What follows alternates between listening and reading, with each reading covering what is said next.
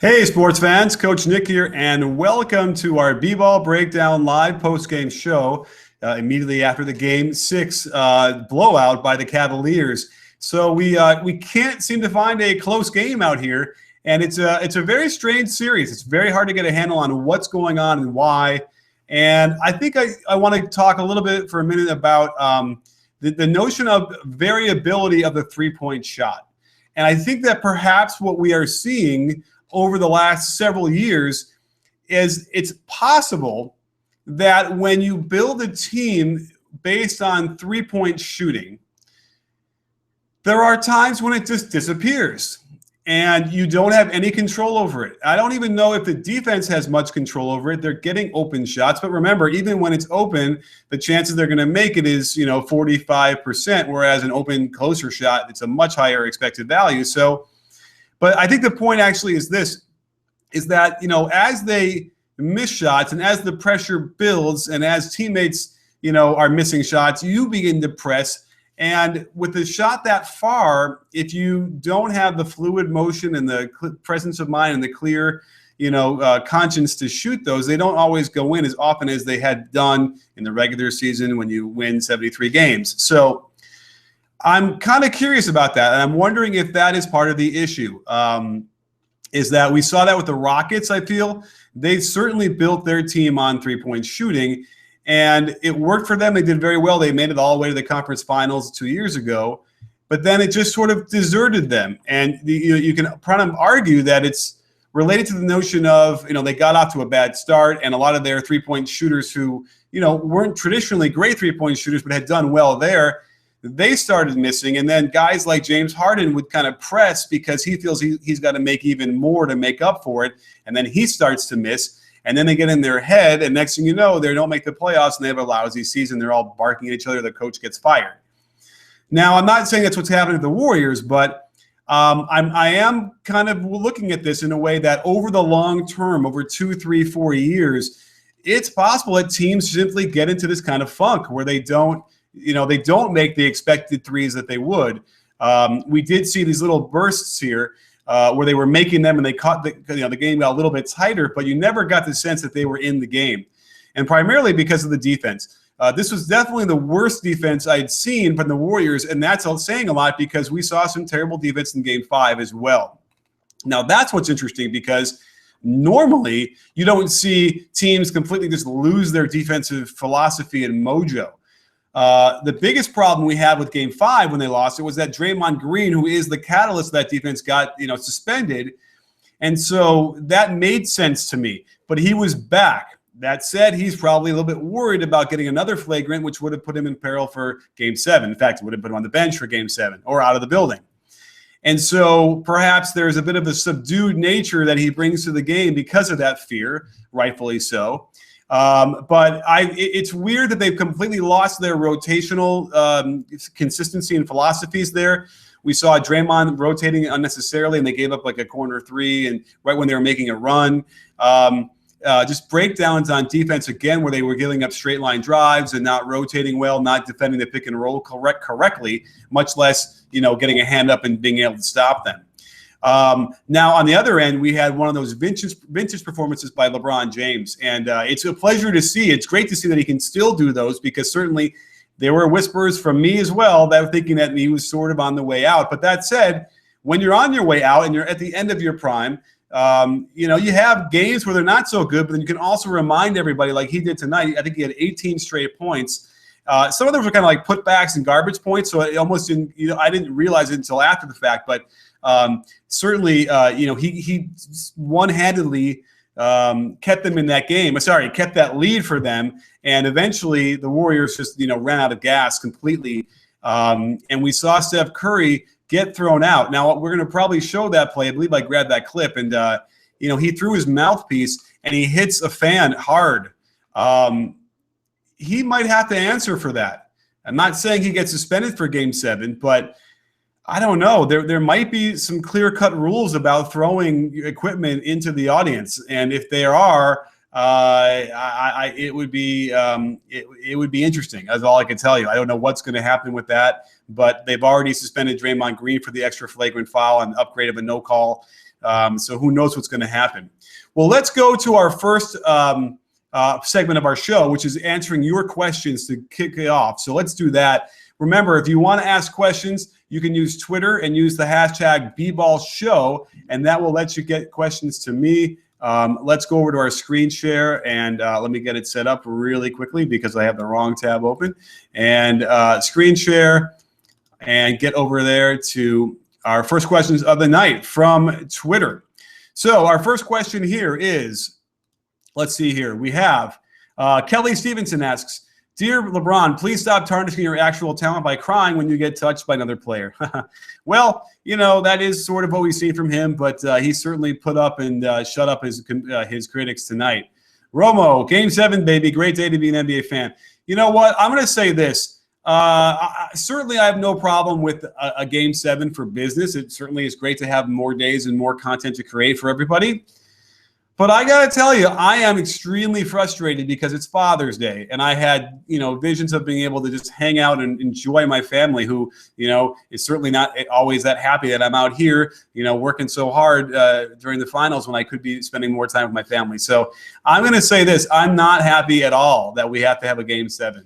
Not that I was cheering for the Warriors per se. I was certainly just looking forward to like having the series be over and having my Father's Day to myself. So that's a bummer for me. I don't know how other fathers out there feel, but you know, it's also going to be right. I'm sure it's a 6 p.m. start, so I guess we'll have time in the day to enjoy it. But it's too bad.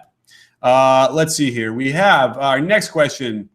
Takio, hey Anderson, didn't flop as much tonight, makes the few minutes he had much better. Not too much, but he certainly did get a 1 or 2 in there. I think he got penalized for one of them. So, but he did well. He did what they needed him to do. Sergey Epifanov, can an NBA Finals game be more boring and felt like scripted? Oh, it's interesting.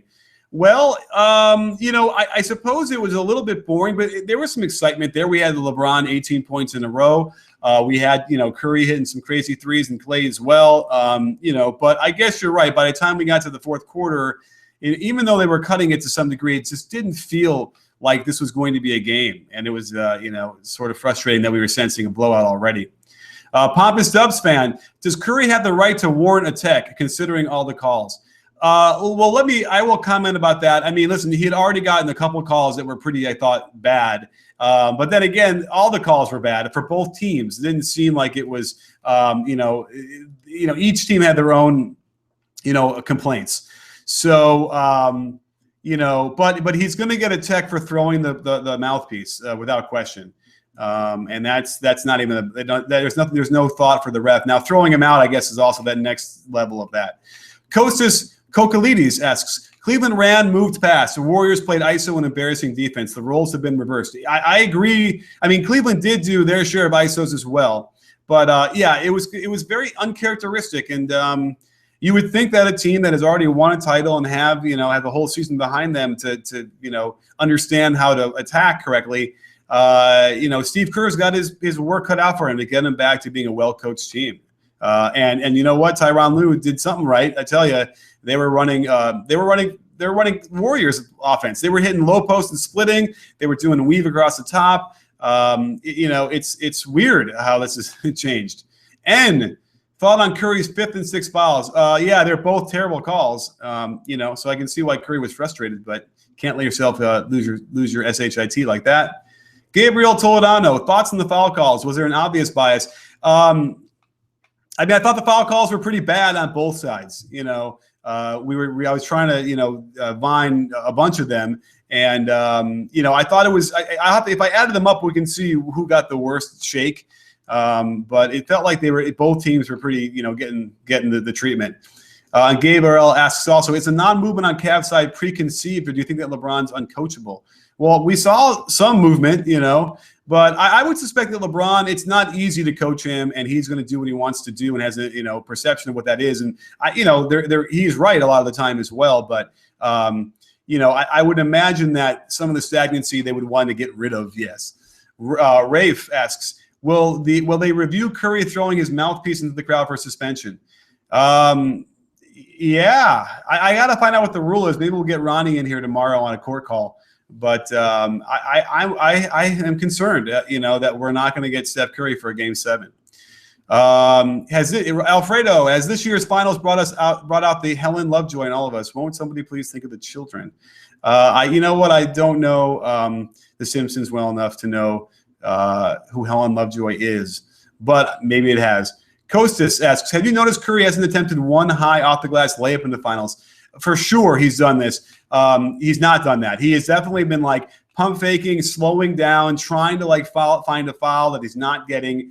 It's probably related to his knee where he doesn't feel like he can stretch out and go off of one foot. I would go off the other leg then and try and practice that. So no matter what, it could be an off-foot layup or an inside hand layup. So it's a problem. He's had moments where he could stretch out and just, finish releasing it away from his body, and he's not doing that. Dixon Powell, is the NBA rigged? Would you convince that it is?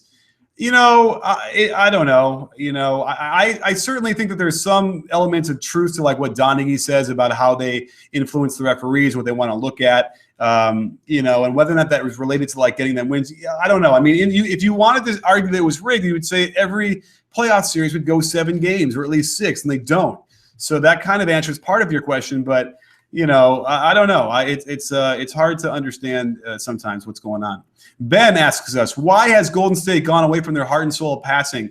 Cavs have learned to just that, ultimately destroying at their own game. It's a focus thing. You need to have, it's not easy, I think is the point. I feel like you get into the high pressure stakes of these things, and you're on the road too, and it just becomes difficult. Everything shrinks, and it feels like there's no room to make passes. I mean, the Warriors missed 2 or 3 easy cuts to the hoop that they normally just throw in their sleep, and it's mental. But I will say this: the Cavs were very physical on defense, and that kind of wears on you as well. So part of it was, and the referees let them get away with a lot of physicality, I thought, early, and that set the tone. And so it was interesting. And meanwhile, the Warriors did get some quick fouls on them early. So we'll see what happens on Game 7. But I will predict that it'll be more physical than tonight. So those players are gonna be able to decide the game on their own. But I have to imagine if it's about physicality, then the Cavaliers should be favored because they are more physical with that, especially without Bogut. Ivo asks, do you think that Steph throwing the mouthpiece into the fan should land him a suspension? Well, I don't know what the rule is on that, so let's not get too ahead of ourselves. But there's no question. As soon as I saw that and bind it, I thought, this is going to be reviewed, and we'll have to find out what the ruling is. Ethan Brandt, you're GM of an NFL team, Steph Curry or Tim Tebow. I would never, ever be a GM of an NFL team. I think the NFL is going to be dead in 20 years, so I won't have to make the decision, thankfully. Gabriel asks, also, can we get some love for the hardcore European fans who stayed up till 7 a.m. to watch the end of the game? Oh, absolutely. Love to everybody out in Europe and to Australia and everywhere else the Philippines. We got a lot of people in the conversation for B-Ball Breakdown across the world, and it's amazing. We just, by the way, passed 300,000 subscribers the other day, which is like a huge milestone. Hard to believe we've gotten that far, and I thank everybody out there, including you guys. I mean, we're going to have 1,000 people on this show right now, which is crazy. So, thank you for all that. It's just been an amazing run to interrupt our program for 1 second to talk to you guys about that.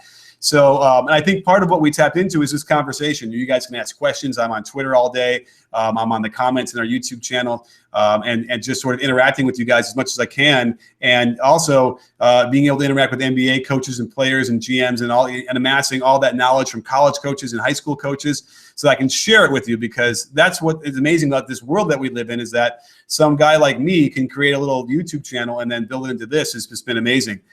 Let's go into some clips, shall we? I have some clips to share with you from the first half. So let's fire that up really quickly. Let me open this up a quick time, and we'll share the screen and make this the right size. Turn off the volume. All righty, here we go.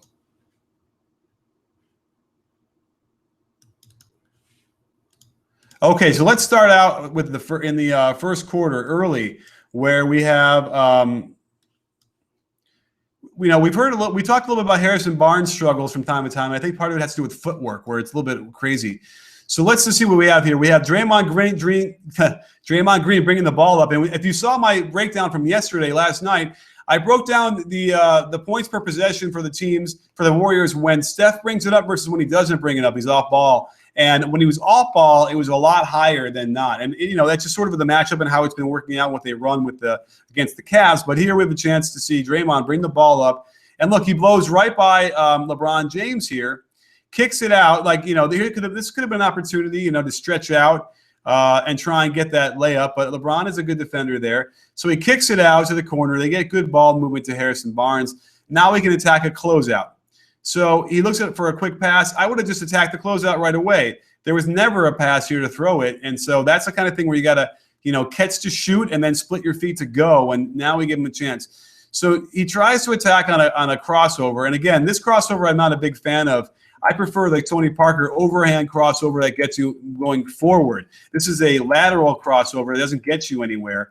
And so he goes off. Let's see, which foot does he go off of here? He goes off the left foot and then shoots with the left hand. Very difficult shot to try and do, especially with a guy on you. I can see why he wanted to try and do a left foot quickly to one-time it to, get Tristan Thompson, off balance and not ready. But, Tristan Thompson's right there, can go off and contest that shot. If you're going to do that with an offhand, that's a tough shot to do, and I don't think that's the best footwork. It looked like he could have taken the one more step, gotten his body in there, and forced his body into it and gotten a foul. Okay, a little bit later in the first, now we're going to look at what they're doing for the offense here. Now, they started out terribly, and Cleveland just hammered them. They couldn't score. So what they ended up turning to is they have Kyrie Irving on Klay Thompson, who's got 5 inches at least on him. So they just run him to the post real easy, and they're going to face him up. And he gets a nice little hop, pull up off the hop in the lane over Kyrie, no problem, and he scores. I apologize. I'm realizing that I didn't grab enough for the opening minutes to show you what Cleveland was doing, but we'll do a breakdown and really explain why they were just dominating. But here's a J.R. Smith three. Now let's see what they're running here, where they're going to run basically a pin down on the right side for Kyrie, and that gets instantly attacking a closeout. Now Klay is not really in his stance here, not ready to see what's happening. He doesn't see the ball. So all of a sudden, I guess he's assuming they're going to switch that, but he was now so far behind the play, and he's getting middle. Now they switch it. Klay Thompson's again just behind, but he's able to cut Richard Jefferson off, which is pretty good. But let's see what happens here with LeBron. So the problem here is Iguodala, who's on LeBron, kind of loses sight of his man, and watch, LeBron's going to sneak in right behind him. Now, Livingston did a nice job to come over and help, but they kind of figured he's going to pass it earlier. So now they're in trouble because they have LeBron doubled underneath the basket, and there's just no way to get over there in time for JR, who just nails that shot. Let's play that in real time here. So you'll see JR just nice, easy 1-2 step in. I know that Draymond gets there, but it's not. This is the wide open. When you catch the ball like this is the definition of a wide open shot. Boom.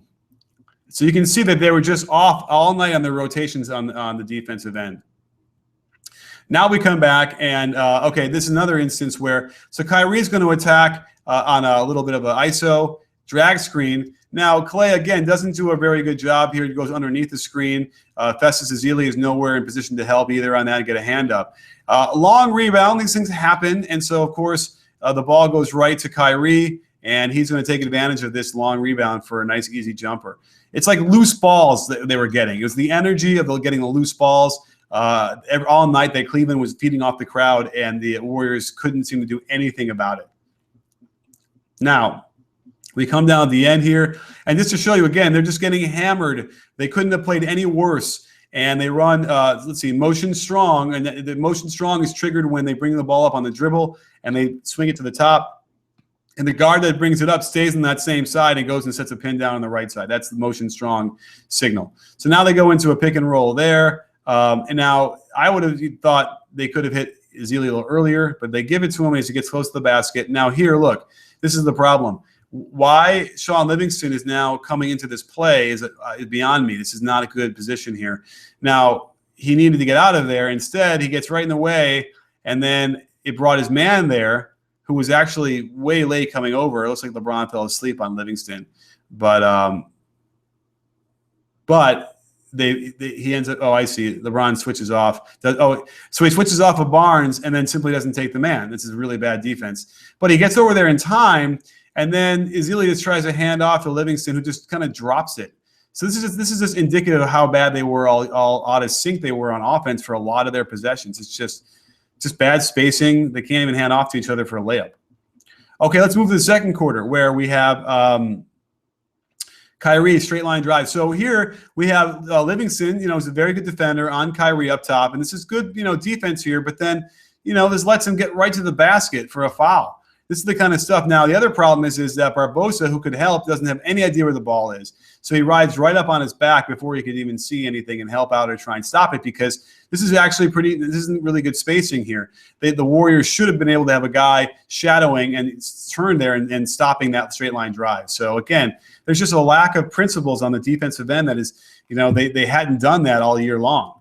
Okay, later on they do. Okay, this is where the Cavaliers are going to steal the weave to into the ball screen. Look, they weave across the top and they get right into alley-oop. This is what they run in the Warriors. It's bizarre. Like, when did they start doing a weave across the top? I don't remember that. But handoff, turns the corner right there. Verjao has to rotate over off of Thompson. There's nobody to bump down there, and it would have been Verjao, who would not have been that effective, I don't think, against Thompson anyway. And boom, one-handed, beautiful. That was a great play. So they're just running to shreds. Now, the other problem is once you give middle penetration like this off of a weave, and we see Draymond reaching in instead of moving his feet, it's over. Once he reached in, there was a dunk.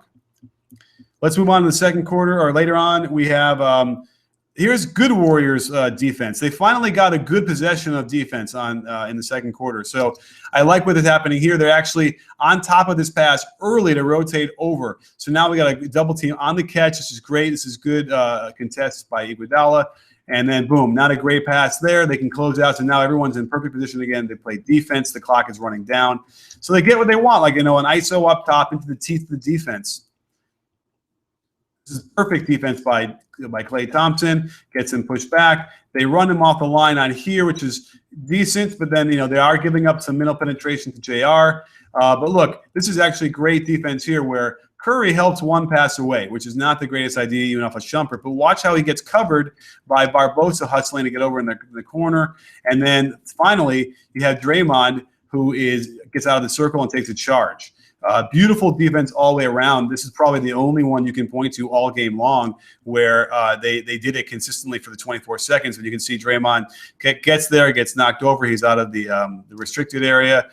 Good call. So just a terrific possession. Now let's move into a little bit later in the second quarter. We have a late. Okay, so I wanted to show you some timing is really key with their offense, right? So Steph Curry is going to come off of a pin down again. You can see Curry off the ball, and they're going to get an opening for a good shot that they missed. So Curry's over here, and he's going to pop up off of this little pin down. He's open now. The ball should already be fired to him, but instead it's a late by like a beat. However, both guys run to him here. Nobody rotates. Now, who would have been the rotation? J.R. Smith, but it's Klay Thompson. But either way, you still got to rotate. You don't want to give up a dunk. And nobody rotates. Now, Richard Jefferson does kind of get there, but that's one pass away again, which would have left the wide open corner three. And he gets the bucket inside. So let's see here. We have, again, just another way that you can see how out of sync they are. Let's see here. So they run a little drag screen across the top. But again, look. Perfect defense by J.R. Smith to blow up the handoff here. This would have been a little handoff or a little pass. He's right there in position. Now they got the guy almost going backcourt. This is fantastic. Now the clock is running. And LeBron falls. This is not a great shot. There's plenty of time on the clock. And it was really good help. I would have liked to have seen him slip the ball to Iggy rolling to the hoop. Now, on the offensive rebound here, look, this was the pass to Steph Curry in the corner for a quick open three. But for some reason, Iggy doesn't even look there, doesn't see it, passes it back out. Then it's too late. Now we got Steph attacking. This was all good, and they get the open shot. But Iggy it's just not his thing, especially with his back being bad. It's really difficult for him to obviously make those shots. So, a lot of stuff happening there in that first half. And so I think what we're getting from this is that the Warriors were out of sync. And it's really just a question of whether the Cavaliers were making them do that. And, I think that they were. A lot of the energy and the loose balls they were getting was helping. But, half of the plays that were head-scratching were just sort of unforced. And so I don't know what it is. We usually see these teams get tougher and tougher minded as they get more experience and win a title, like the Bulls and the Lakers. They just got tougher. They wouldn't make these mistakes. So I don't know. It's crazy. But you know what? It doesn't feel great for the Warriors right now. I feel like now the Cavs have all the momentum.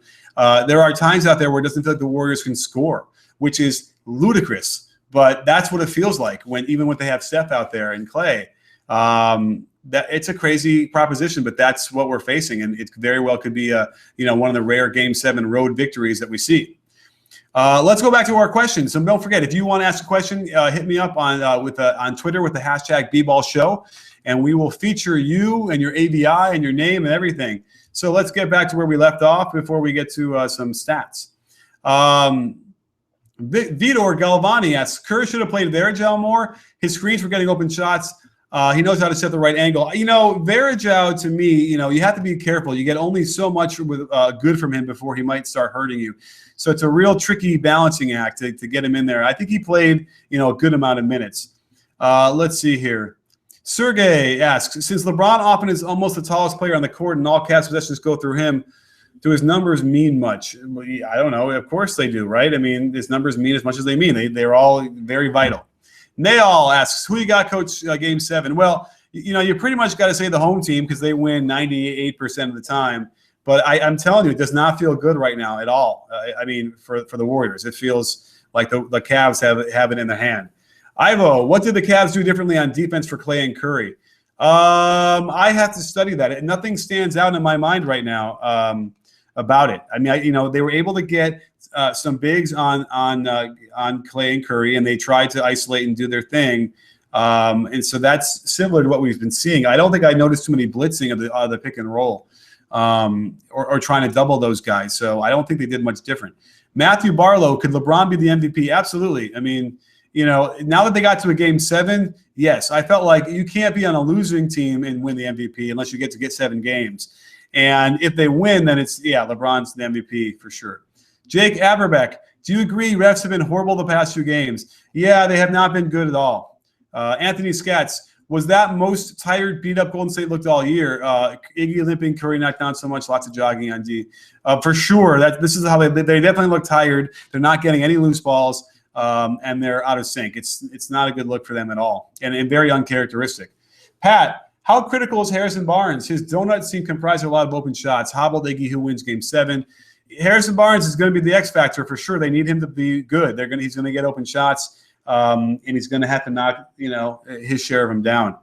Darren Yu, hey coach, Bogut is off tonight. Why don't the Cavs go into the paint more? Does keeping a small ball for the whole game work? Well, who are they going to go into the paint? They can go to LeBron in the post, which hasn't been fantastic for them because they can sort of double him. He's a little bit easier to get to him to double and take away the passes. So I'll have to look at that. I feel like we didn't see as much of the LeBron ISO post-up stuff, right, this tonight. So and it worked wonders for them. Let's see. Dai Kwak Nien asks, is Thompson shooting too much? Again, we talked about the variability of three-point shooting and, whether or not they just shoot it to get, eventually this will go in if they shoot enough of them. But I think we still need to keep looking at that. And maybe, he had one on the break that was terrible because he passed up what looked like he attempted a layup to get it back behind the three-point line, didn't really have it, and then shot it. That was the problem. So, those are the issues they got to clean up in a hurry. Avery Verholes asks, do you think Curry will be suspended for Game 7? You know what? I got to get into those rules, but I'm telling you, it's out there. I can't definitively say no. In fact, what we should do while we're talking here is let's hit up Ronnie on a text real quick here, if you can indulge me for a second, and really quickly find out if what Ronnie thinks, because I am curious. Real quick. Bear with me for 1 second while we're talking. I'll get to one more question while I'm typing this, because I want to know right away. I feel like it's worthy of finding out. Let's see here. Elizer Dye asks, which series do you like better, the Western Conference and the NBA Finals? I think the Western Conference was better just because, we had a lot of blowouts there too. I don't know. This is kind of it's weird, right? It's hard to handle. I don't think we've ever had this many blowouts in a consecutive Western Conference Finals and the NBA Finals. And so It's just, it's not the best basketball. You can say that for sure. Let's see, this Steph gets suspended. All right, let's find out what Ronnie says in a second. Okay, even if the Cavs, is the momentum, Vishu asks, is the momentum the Cavs carrying to Game 7 overrated? No, I don't think it is. I think they have it. I think it's something to be not ignored. Even if Cavs lose Game 7, LeBron has to be Finals MVP. I would probably give it to him. And also primarily because the Warriors simply haven't had anybody who has really stepped up and played exceptional consistently. So not only has he had some really good games, but there's an absence of anybody in the Warriors. Fully, who wins Game 7? I mean, listen, you can't really pick against the home team, but I'm telling you, it's hard to pick them right now. Dylan, is Curry going to get suspended? We're waiting to find out. Orlando, why isn't Spates playing more? What happened to Barnes? I think they're worried about Spates matchups as far as who's he going to defend. But I think he probably should get a little run in there to see what he can do because he can score. And then Barnes is just, we showed you one example of the footwork being off, but he was like isolating and stuff. Something's up with him mentally. I don't know what it is, but he's better get his head on straight soon or else the Warriors are going to go fishing. Chester, wait a minute, Chester. Why won't Steph put up 30 shots, be aggressive, take the ball to the rim, get fouled, passes picked, Barnes, no confidence? Who knows? Steph is not healthy. That is clear. And it's hard. It's really hard. It makes it hard to go against that defense when you're not healthy and when it's gnawing on you in pain like that. I've known that pain for a long time. I had my hip replaced, and I know what that pain feels like to just sap your energy. Darren, is Iggy has a back injury? LeBron cannot be stopped. Does it affect the Warriors? Yeah, sure, it as heck does. It's one of the reasons why you got to look at the Cavs having a legitimate shot at winning Game 7 on the road. Raphael, what do you think of LeBron tonight? He was fantastic. He was throwing passes like Magic Johnson. It was fantastic and really great to see. Sorry, I might have missed it, but any chance Curry will be suspended? Yeah, well, you probably heard us. Yeah, we're waiting on a call from Ronnie if he's still awake. Kostas, second half was full of ISO from the Cavs. All first half, though, they were playing Warriors ball. Yeah, well, that's the problem is that once you get a big lead like that and the ISOs allowed the Warriors to come back, but it's easy to make those shots when you're up by 10, 12, 15. We've seen them, make those kind of crazy threes when that happens. And so it's on the Warriors for not letting that happen. Coach, your team gets into the TBT. Any plans next? Well, I'm working on it, but the problem is we're still looking to get a sponsor. And if we can't find a sponsor, then there's no team. So I can't get my hopes up just yet, even though I have a sweet team. Rafael Contravita, James just rediscovered his jumper. He did somehow. It's unclear to me how that happened, but again, sometimes guys just get hot. Ignacio, can the Warriors feel confident in winning without even a decent production from Barnes? He was absolutely awful. I mean, yeah, maybe you could, but I think he's pretty vital. They need something from him. John, does Iguodala's back injury give Cavs Game 7 edge? Pretty close. I don't know if it gives them the edge, but it certainly makes them really close. Will Wong, thoughts on Golden State's big men? Izili was horrible. It didn't rotate. Yeah. He was terrible. Verja was better, but, as good as he can be. And they're going to have to figure out if they can get maybe Barnes on him and do a better job or something. I don't know. He's going to have to figure out something. Tucker, can you break down some of the flaws with LeBron's shooting mechanics? I kind of want to look at it. I mean, the primary thing I see is that he shoots on the way down. But there's probably some other things as well that he is not doing consistently if I get some good footage. So I'm going to try and dig some out. Dylan, Amir Johnson got suspended for a game for throwing his mouthpiece in 2012. You know what? That might be why I was thinking about that. It felt like there was something about that in my mind that I remember. So, and I bet you Amir didn't even hit a fan like Curry did. Anthony Scatz, is Kevin Love done in Cleveland? I think so. I think Kevin Love wouldn't mind getting out, and I think they're going to oblige. PG, lastly, does it look like Iguodala will return for Game 7? Seems like he was struggling. Back injuries are up and down. Those things can recover quickly and be good for a half or not. So I wouldn't say he's out just yet. Matthew Lee, hey, Coach, after watching this game, how would you motivate your team if you were in Steve Kerr's position? That's another great question. He probably didn't think he needed to. I think you might have to shake him up a little bit and try a different tactic. It seems like he tries to be positive as much as possible and sort of calm. But I would also think that he might need to, get in their face a little bit, get a little bit more intense. Jay, who do you think wins Game 7? I think Draymond was limited in how physical he could be because he didn't want to pick up another tech. I think no, I don't think is it another tech that gets him a suspension as well, or just a flagrant foul. But he definitely seemed to struggle with that. But he was being physical. But that is a thing, and there's no question that it could be a problem. Harrison Barnes MVP, MLP, right, or least valuable player right now. Who you got for Game 7? Well, I kind of thinking about that. I guess we'll see. Ibrahim Touré, is the $82 million Tristan Thompson deal suddenly justified? Yeah, I mean, he's done his thing in a couple of these games here that really helped them. Dixon Powell, what happened in the first half of the first quarter? Why couldn't they score again? I'm gonna have to maybe do a breakdown on that and explain what's going on, because it was ugly. They weren't running their offense, and we'll have to see if it had anything to do with the defense or not. Luke Dempsey, how does a team go 73-9, blowout number 1 in the East 2 games in a row, and then seemingly become? I think it's Steph injury, and it could very well be the variability of the three-point shot. It just simply will disappear sometimes, and there's no other way to explain it. Now, that said, remember the first 2 games they got huge bench production, and I'm going to sense when we look at the stats that they got almost nothing from the bench, and that's another big thing. Do you think the screen, N asks, do you think the screen of Thompson should be called? It seems he's always pushing someone. Which Thompson, Clay or Tristan? I don't know. I kind of ignored all the screening calls now. They don't call them. They're random when they do. There's just nothing to do about it, so I don't even bother. Anthony Scatz, seemed like all the missed shots from Golden State role players made them pass up open threes and force useless passes. Yeah, I think there could have been some overpassing as well, and some lack of movement. It's deer in the headlights. It's just weird. I don't understand why they look like they were rookies out there. Luke, more key to the Dubs lineup than people give him credit for. I mean, he was barely playing even in those wins, really, although he was instrumental in Game 2 to get them going. So, there is something there. I'm sure they definitely miss him without question. So, Miguel, we already kind of talked about that. Kevin Taylor. Did you feel LeBron settled for jumpers down the stretch, and what if he doesn't hit those? Yeah, I think so. He certainly hit some that were like, oh, okay, that's interesting.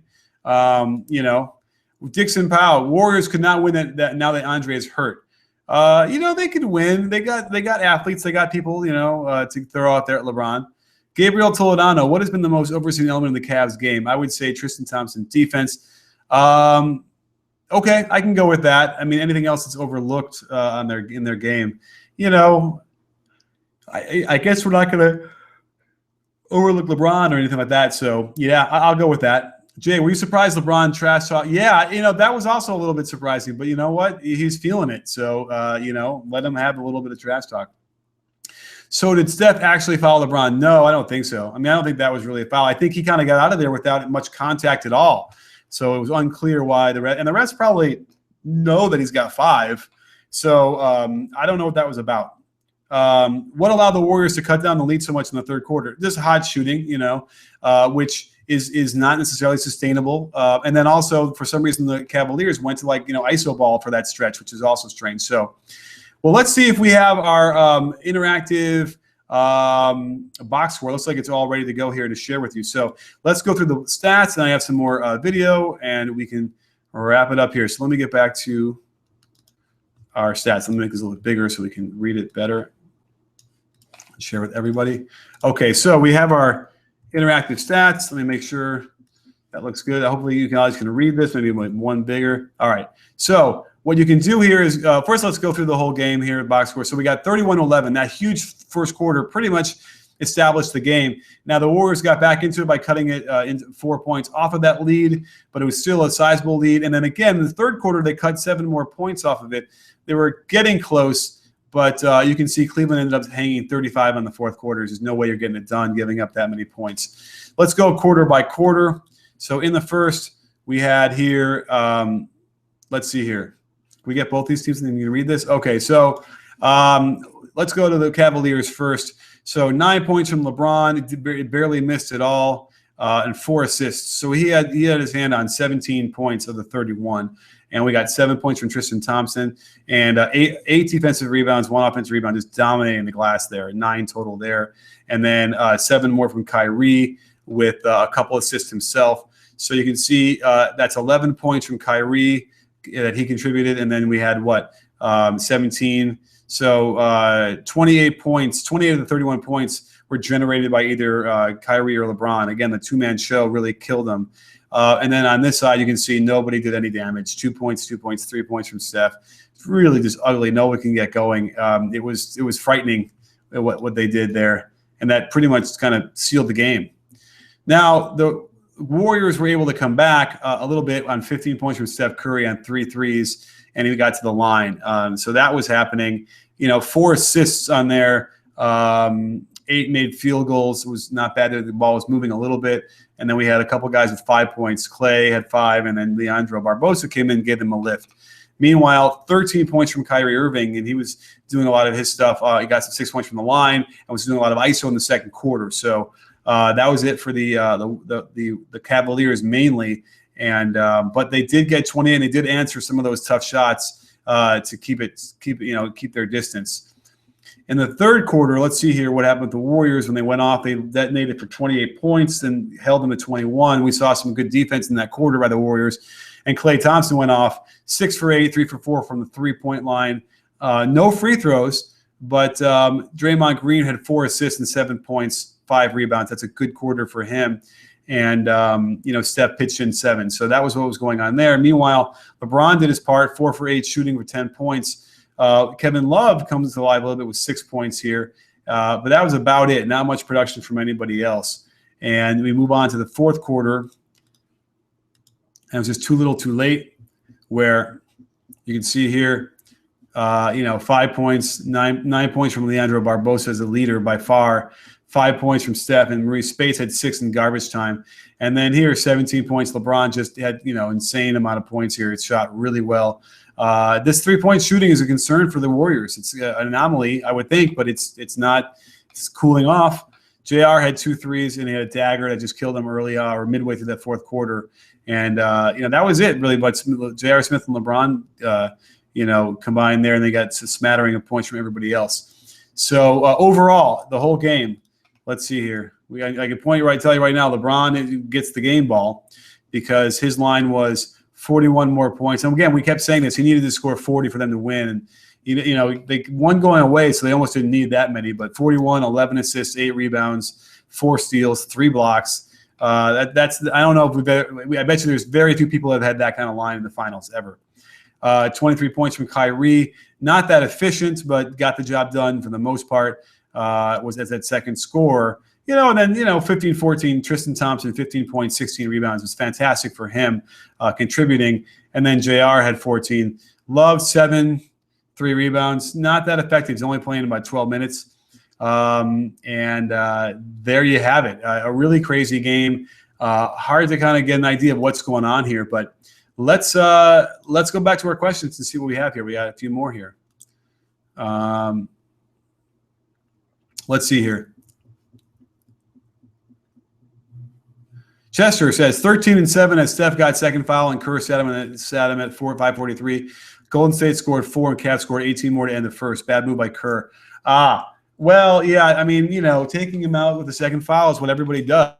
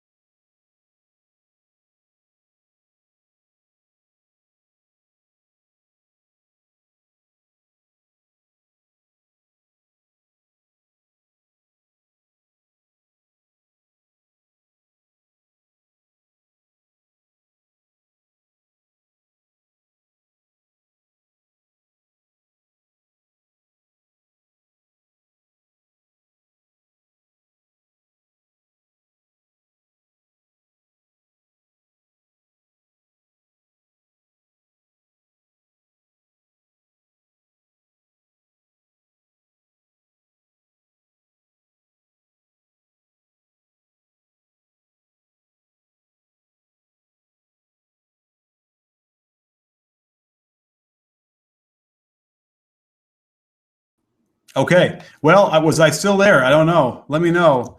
Let me check Twitter real quick because I don't even know. Was I still? No one's telling me you couldn't see me, so I'm assuming you could still hear me. My screen went blank. Let's share the screen. Oh, let me fire up our second half clips here, and share and break those down. We got about 8 there for you, and let's see what we found out. What I grabbed for you. So, our last set of clips in the third quarter. I don't think people recognize what happened here enough. This is a crazy pass by Draymond, and I want to show you this because it went unnoticed. So I'll just show you in real time what happened. But now let's go back. I want to show you because they didn't do a replay, which is like ridiculous. Watch what Draymond does here. It's just crazy. He fakes the handoff, gets into the lane. Now watch. He's going to now spin, turn his back to Curry, who's open, and then throw a behind the back hook spinning backwards. Can you see that? I just can't believe it. And no one wanted to say how amazing this is. It's amazing. Not only that, but look, it's right on the money, right to Curry, wide open for the assist. That's just, I don't think I've ever seen as good a pass as that. It's crazy. And LeBron had some amazing passes tonight. No one said anything. Okay, a little bit later, we have 8:20. And now some more examples of the bad rotation by the Warriors. They had him in a good position. The bad pass out to the top. The clock is now running down. But watch how this happens here. They don't need to rotate Draymond over here to the roll man. I think Ezeli had turned and gotten right in position to be able to defend this. He shouldn't have been over here. Look, it's now a double team on Tristan Thompson, and they get wide open for a Kevin Love 3. That's just sort of an example of what they were doing a lot all night. It just was bad defense, and there's no reason for it. Now we get into the later in the third, and we see another. I'm going to show you that another one of these Kyrie Irving long rebounds, the loose balls they kept getting. A stagnant. They tried posting up and trying to set a rub screen, just wasn't working. And so on the Kevin Love contested 3, look, I don't mind Clay going in there to try and get the rebound, but it's a long rebound. They can't get that loose ball, and Kyrie just pulls up and nails it. Again, the second one of those they got is example of just not being able to get a loose ball on a long miss. Okay, a little bit later. Now, here's interesting to me was that normally what you'd see with LeBron getting the ball like this is they would shadow him. And without Iguodala in there because of the back, now it forces Draymond to guard him because otherwise Draymond would have been like at the block here, and whoever was guarding LeBron would have been on him. So instead, Ezeli just doesn't know what to do. Ezeli easily should be on that block, taking away the LeBron attack because Brandon Rush is in great position here on the inside of Tristan Thompson. So now, though, he comes back, and that makes Brandon Rush back up because he doesn't need to be guarding Thompson as well. And as soon as Draymond Green goes for this shot fake, which also makes no sense, he wants him to take this shot. Put a little hand up, but don't leave your feet on that. It's terrible. And then meanwhile, LeBron gets in there and gets a foul. So it's like that's the kind of stuff that we're seeing defensively that just, they're not on the same page. It's really uncharacteristic of the Warriors. Now let's move on to just wanted to show you this. Here's a low post split. This is really good stuff they don't run enough of. When they hit the post, they split off the elbow. And watch, so Clay gets a little push off here. And now as he comes up, I want to watch, he pump fakes and then shoots it drifting to his left. This has got to be one of the hardest shots to make, and he just calmly knocks it down. Really difficult. And then later on, this is what got them back in the game a little bit, is Steph Curry is going to, Klay Thompson is going to get the pass back on top. Going to run pick and roll and get a switch.